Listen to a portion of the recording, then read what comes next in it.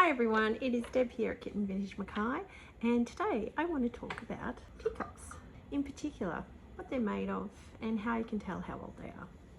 So the first thing you can do is pick your teacup up and feel it, feel the weight. Is it light, is it heavy? This one's quite delicate, this one's a bit heavier, and this one is lighter again, and almost you can see the pattern through. It's translucent. So this is fine bone china. So china has got actual bone in it. It's bone ash, and the addition of that ash makes it quite strong. So even though this looks really delicate, it is surprisingly strong. The glaze also helps in the strength. So this particular Shelley teacup has a great glaze. We find here in Queensland a lot of cups craze, which means the glaze is worn through and then mold will get into the porcelain and the cracks, and you don't want that. If you're new here, I'm Deb, this is Kitten Vintage Mackay, and we are in North Queensland, Australia. Back to teacups. So there's a lot you can tell about a teacup. The backstamp is the major thing. So this one, for example, quite a simple colour, one stamp. And I can tell from the shape of this teacup too, it's a very gorgeous Art Deco shape. So that combined with the back stamp will tell me that this is made in the 1930s, maybe late 20s. This comes from a beautiful tea set. It's just gorgeous. And this is Lord Nelsonware, who then later went on to do a lot of the crinoline ladies in the 50s. So you'd have this beautiful gold gilt, but then you'd have an illustration of a lady as well. I'm writing all this information down in my blog, so if you want to get your guide to backstamps for the makers that I see most in Mackay, there's 8, so I've done it into 2 blog posts. Please just head to the website, the link is below.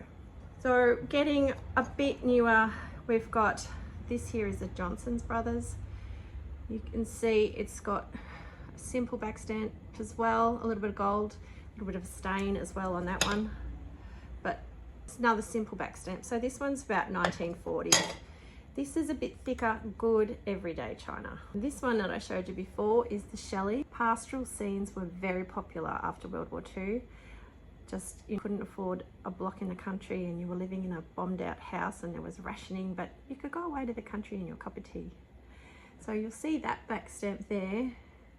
It's a little fancier, not much. It's got 2 colors. So this one I would definitely say 1950s, and it says fine bone china too, which is a bit of a giveaway.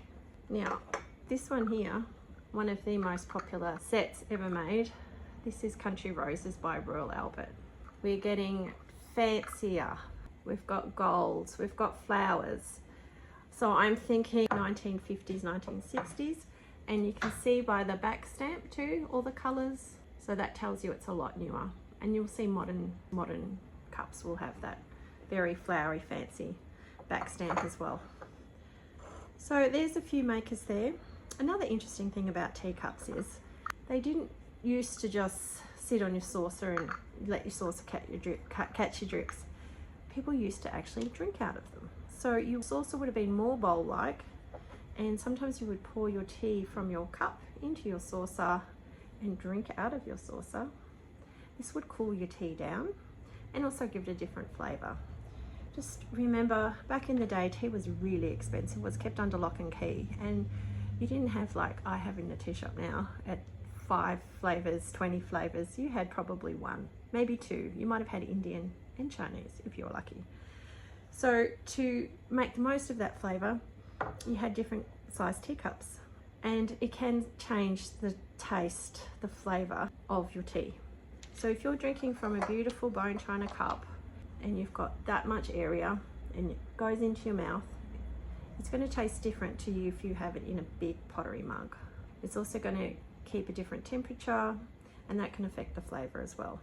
So you started off with your bowl and your cup, and then by the 1840s, I think there was a Duchess, I'm going to give her name, Anna, and she decided afternoon tea was going to be a thing. So it became more formal, and that is when the trio was born.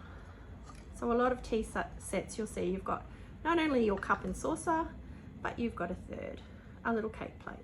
So that can all match. And that was the start of the whole thing.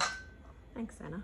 So why don't you give it a go? Why don't you get out a nice teacup and have your tea in it and see if it tastes better? I think it does. We serve our tea here in a shop in China teacups, and it just, people say to me, oh, I feel like a princess. Well, why don't you feel like a princess every day and use a good china? Life's too short not to, isn't it? I'll see you soon.